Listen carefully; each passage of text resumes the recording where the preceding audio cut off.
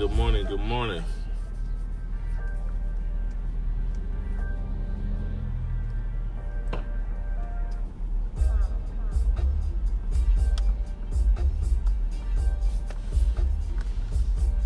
Good morning, everyone. I'll give y'all a few more minutes. I'm gonna switch it up a tad bit this morning with y'all, but just give me a few minutes.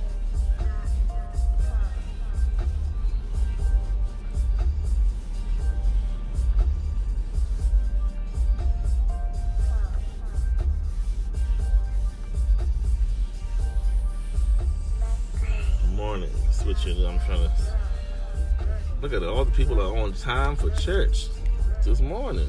All right. It's gonna be a few seconds, and then we can get going.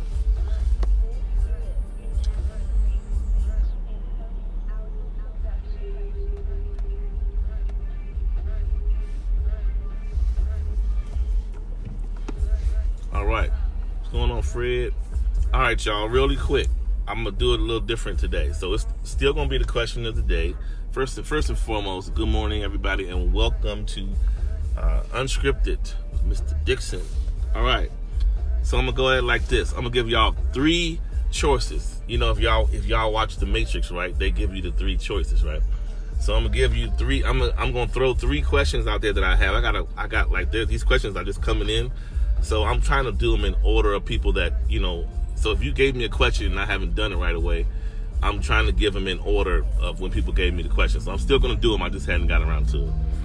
All right. So I'm gonna throw 3 choices at y'all, and you tell me which one y'all want to do.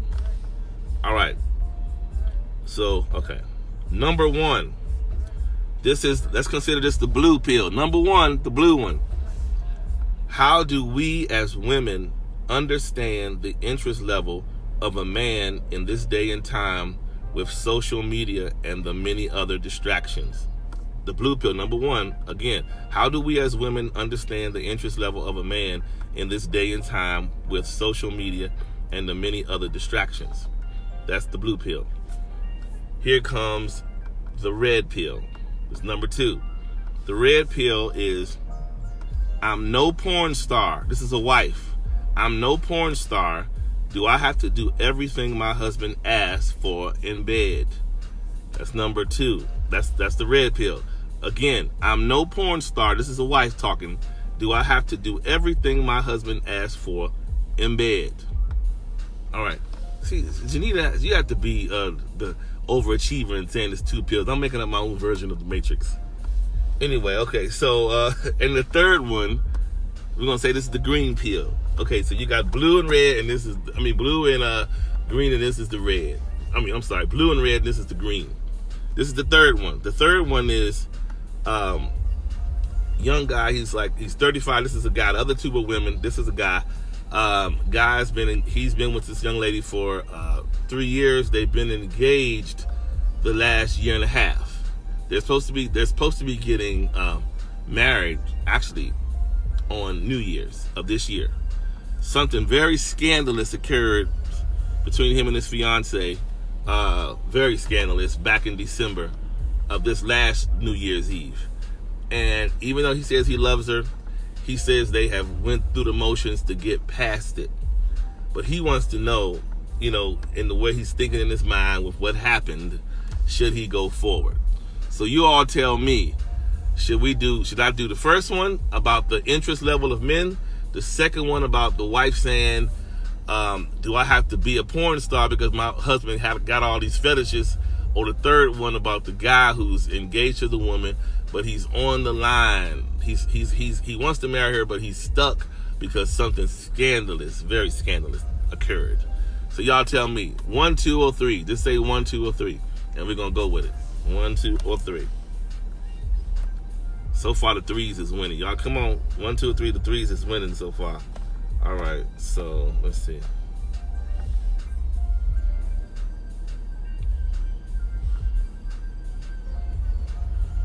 All right. Oh, okay. 3. All right. Well, 3 it is. Don't y'all like the drama? All right. Let me get this going now. So. All right, here it is.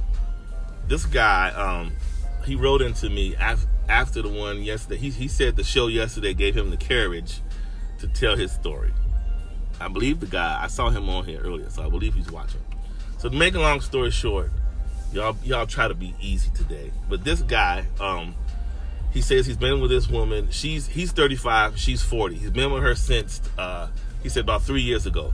He said they came out the gate. He said we came out the gate smoking hot, like they've been like this. You know, he said I didn't really waste time going through the motions of, you know, infiltrating her. That's the word he used, into my family. His mother, all those things. His father is not here, but his mother, this, that, and the other. You know, he did all the necessary things, I guess, that would give a woman that validation to feel like this guy is moving.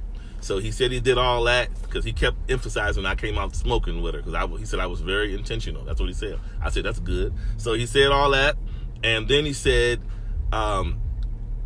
they like to entertain a lot, because both of them, he said, work in kind of like IT, so they do pretty decent. And so he said they like to entertain with their friends and throw these things and big things and this, that, and the other. And so he said they got engaged not June, not this past June of 18. June of 18, he said, and in New Year's of the end of the year of 18, they had a big shindig of a get-together kind of party to bring the new year in. And he said they were, I'm trying to remember his name. Oh, he said they rented a big Airbnb home. They rented a big Airbnb home, and he said, and I quote, he said when the night was going on, he did make a disclaimer and say there was a lot going on in terms of people were drinking. You know, people brought all kinds of bottles of this, that, and the other.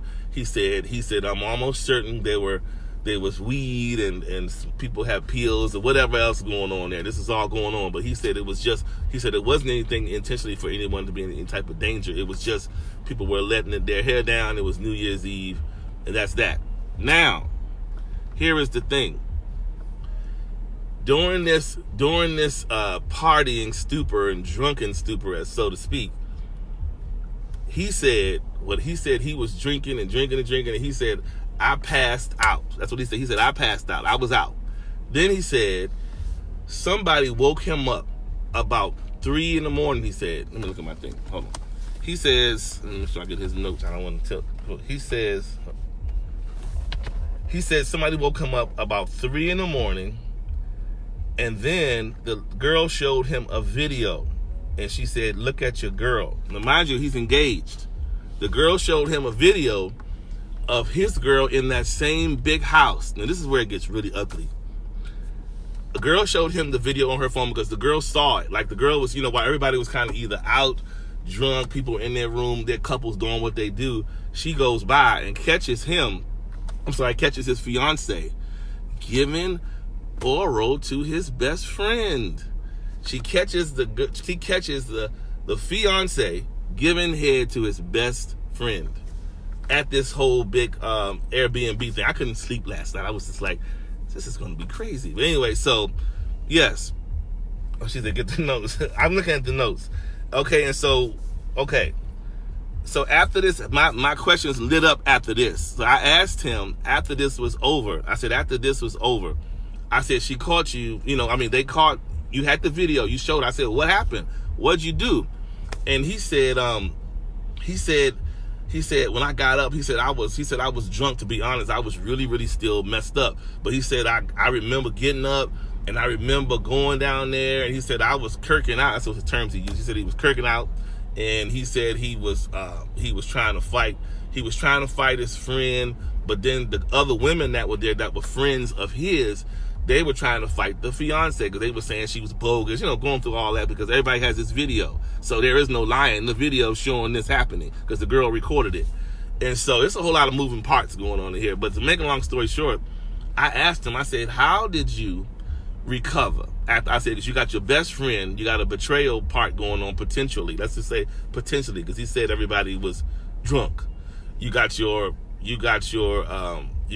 fiance that you said, everybody said, everybody was drunk. So I'm not a drinker, but so I was told. I was telling somebody about the story, and what I was told is even drunk, even being somebody that's drunk, you know exactly what you're doing when it comes to doing something like that. Now, I've heard a ton of stories about people who had kids when they was drunk. Oh, we had you and we had a party night and this happened. So you're thinking the person is inebriated. But in this case, I don't know. So this is pretty tough. I mean, this right here, your best friend and your fiance in this particular place. So the line she gave him, because I asked him, I said, what did she tell you, that she was just drunk? He said I knew she had been drinking because I was drinking with her earlier.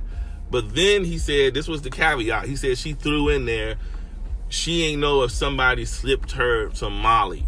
That's what she said. She said she didn't know if somebody slipped her some Molly or not. But that was her disclaimer term she threw out there. I wasn't sure if somebody slipped that to me, so I'm not sure if that's why I reacted the way I did. So I asked him, I said, so after you told her, after she told you that, what did you do? He said, he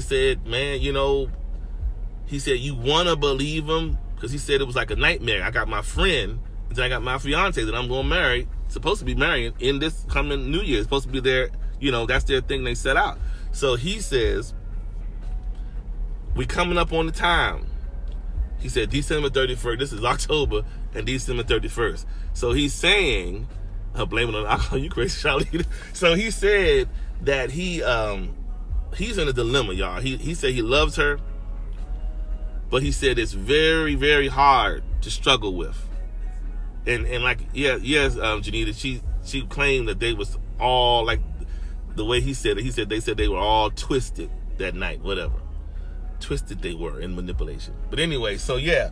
So here's my thing, really quick. This is a slippery slope because I really don't like to really get in.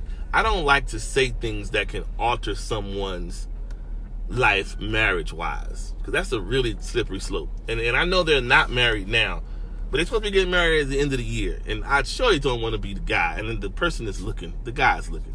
I don't want to be the person to tell you, man, break up with her and leave her and so and do this, because it's easy for me to tell you my side of it and how I see it. But if that's what you're just asking for, I'm just going to give you my side.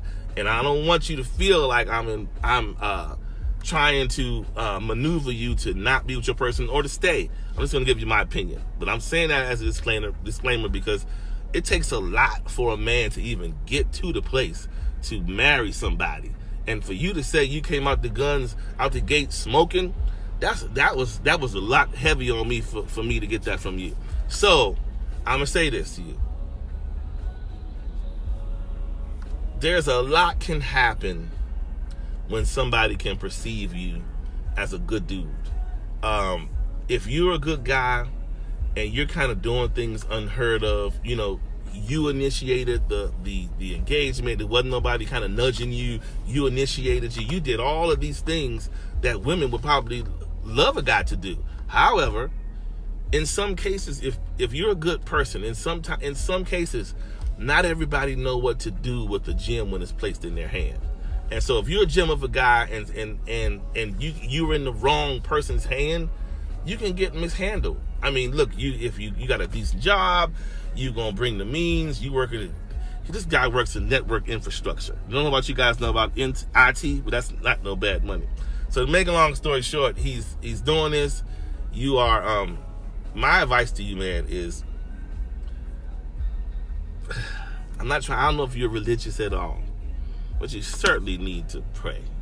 And you need to ask God, because you're at the 9th hour. You're supposed to be getting married at the end of this year. And you need to ask God, is this what he has for you? Because if it's not, guess what? Your heart is already in the place to marry someone. So you're already here. So don't feel like if you don't go through with it, that you got to default back down to be extremely single and you're going through the motions again. No, in your heart, you already committed. So you want to commit. So going forward, the next person that you meet on another level, if you don't stay in this situation, you can still be married if that's what you choose to do. It's a lot of women that want to be married, so you're not going to have a problem with that. You're not a bad-looking guy, so you're not going to have that issue. But I will tell you, snapshots, and I say snapshot, this is what I always tell people. I don't go snooping for nothing. You know why I don't? Because snapshots can never leave your brain. You go stupid and you looking at somebody's text message, because it's nothing like reading what somebody's saying to somebody through text that you may not know what the audible conversation sound like. But you looking at it, or you looking at somebody's phone, you seeing pictures that you don't want to see, or you trying to creep to somebody's house, you seeing people you don't want to see. You always got to protect your mind, because your mind will retain all of these snapshots, and it's hard to get past. So in this case, you have your friend and you have your fiance. This is humongous to try to get past. It really is. Mentally, it's recorded in time. So not only do you seen it, other people have it. Your friends at the party seen it. That's a lot. It really is. And it's a lot. I'm not gonna lie to you and tell you it's not a lot. I get it that you love her, and I get it that this was a party and everybody was lit and turned up and all that. But look, most people that get lit and turned up, they not just lit on lit. They know how to handle their alcohol or whatever they're consuming. People ain't crazy. Everybody knows their limits, unless you just sitting up there really going to say, I ain't going home, so I'm going to let it rip. And I know that happens sometimes. But I'm not buying the incoherent act. I'm sorry. It's too deliberate. Oral and your best friend. I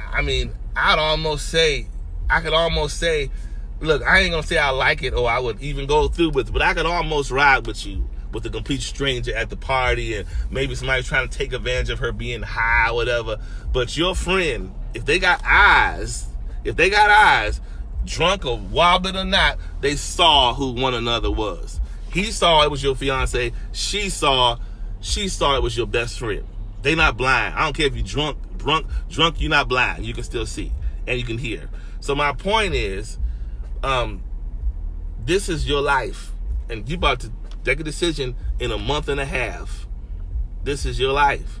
So you got to sit, I got my math off, but the end of this year, December 31st is right here before you know it. So you got to say, if you are not going to go through with it, because I'm only saying this from what you gave me. The impression you gave me was you are very, very torn.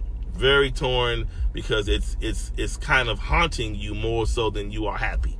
And this should be in October, if you get married in December 31st, look, marriage is going to have its problems and its ups and downs, but this is where you should be on cloud 9 at this point. Aside from some stress of planning the wedding and all that, you should be on cloud 9, not sitting back and revisiting snapshots and whether or not it was my friend. That's a whole other side. I didn't even go into that, because I'm not trying to hold y'all forever, but he said that his friend and him and his friend went through the motions, and they were kind of estranged for some months, but they rekindled.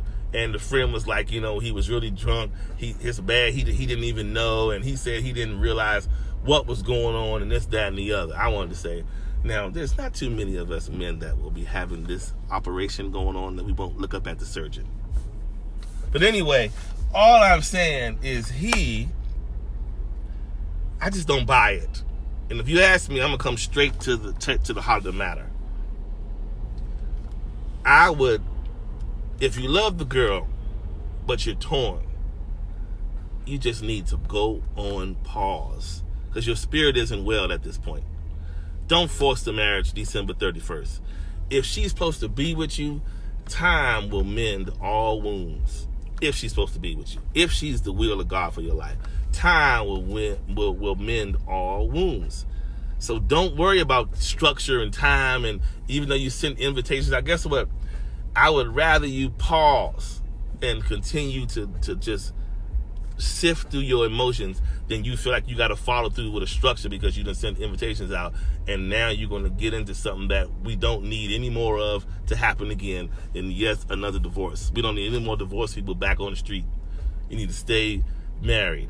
So so go out there prepared and get it right. So if I were you, I would wait. In the spiritual terms, to tell us, having done all, therefore stand. Like, you did it all you can do, but don't make a move. Still stand still and let all these things come to fruition. But if I were you, I would wait. there is a magic about waiting because you get to see things clear. Right now, you're under the gun. There's probably a certain amount of anxiety because you're getting married. That's just in men in general. That's that. You probably like, my life is over. No. Anyway, you're getting married, so there's a certain amount of anxiety you have. But that's fine.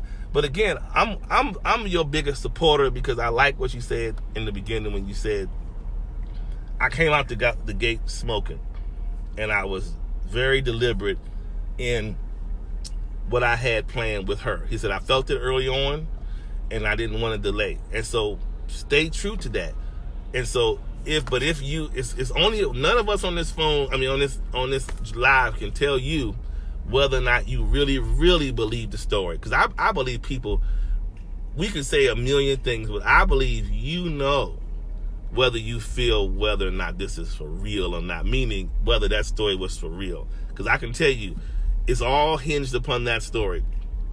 Because if that story is fake and it was not legitimate and it was just a deliberate act, you need to run far, far, far away.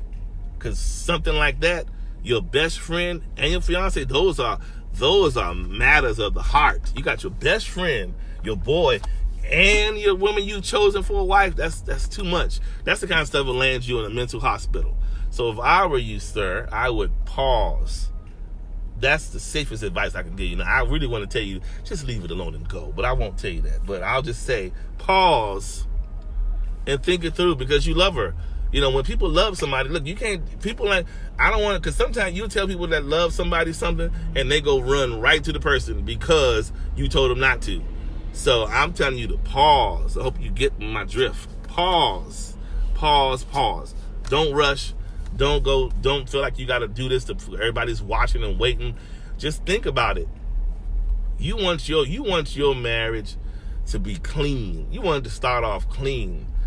Forget about the life y'all lived beforehand. When it start off, you want it to start off clean. So think about the pressure that on the spiritual side of the game, right? On the spiritual side of the game, the mandate in the word is to present your wife without spot or wrinkle.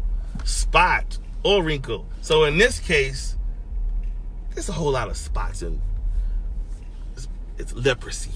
So if I were you, I would wait. Wait.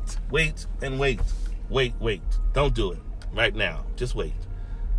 You need to see clear, brother, and wait. See clear and wait. And your heart will tell you after that date passed, it'll tell you, because if she's still in your life, y'all go get some counseling, whatever. No more drugs and no more alcohol and no more parties. If you're going to stay, you got to just forsake all of that. That's just for the birds, because that's what you're dealing with when they get drunk. What's going to be next? Your supervisor. But anyway, so you don't need this. Stop it. Pause. Don't go through with this on December 31st. I'm just going to go ahead and say it. You're not ready. When I heard you talking last night, I heard in your voice you're very, very unsure.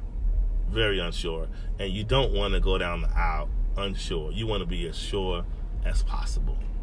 Nowadays, we got all these people having all these viral sensations and weddings and people dancing and all this crazy stuff, and then always be divorced. So be the difference maker and be the person that thought it through thoroughly, and put yourself on pause and pray. I'm telling you, pray. Both of y'all just devote yourself to pray. You don't have to be a pastor, minister, or some holy roller to pray. Anybody that know the words will say whatever it is that's bothering you and pray and direct it to God and pray. And simply say, look, we need clarity. I need clarity internally because I need to know if this is your will for my life concerning me and this woman in marriage. Be very deliberate and clear, like you were with pursuing her. Be clear. And then just wait. I'm one of these people that, I've heard a lot of folks talk about, they woke up in the morning time and heard the Lord talking and all this kind of stuff. I'm of the belief that when God talks, he talks through circumstances. If you sit and watch what you pray, when you pray and you just watch, that's why it says watch and pray. You watch, you will see these things move right before your eyes. So don't look for nothing to come in your ear. Just watch and listen. Listen to what comes out people's mouths and watch. And it's going to, because I believe the pausing of this wedding is going to be the telltale sign Because sometimes if people think that you are a mark, so to speak, a mark is like a easy lick. You a prey. People get mad when their plans don't work out. So if she really loves you, and if she really understands that you need time, and if she feels like you're the guy deliberately, like you feel like she's the woman, she will patiently wait.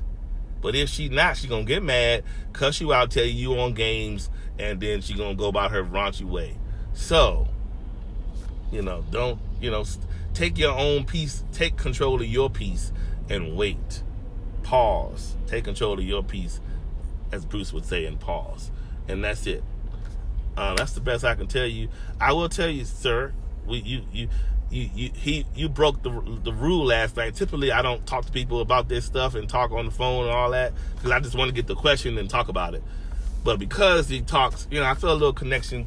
So my ears are open. If you want to talk offline and keep talking, you don't have to stop here.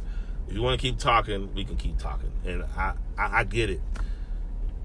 I've been in them situations where you had to make heavy decisions because of certain things. So I get it. But I'm telling you, one thing you can't underestimate. Don't overestimate the fact that you can get over what you saw. I'm telling you. It's one thing for women and men to say, oh, I heard you was over there cheating. Oh, what you was doing. Even if they saw the person, if they didn't see the act, it's a total different thing. Even if you saw the person and they came out of somebody's house or you caught them walking on so that's one thing.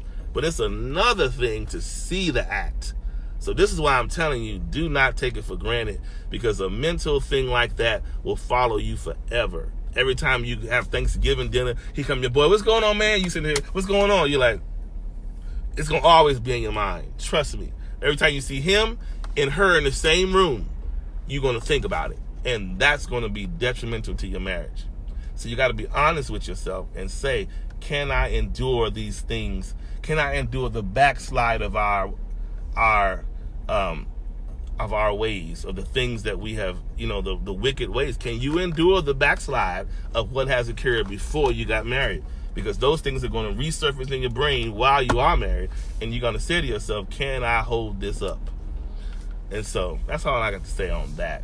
So like I said, you can reach out to me, brother, and we can go from there. You can listen to, I told him, ladies and guys, I told him I was going to turn it over to let y'all say what y'all say.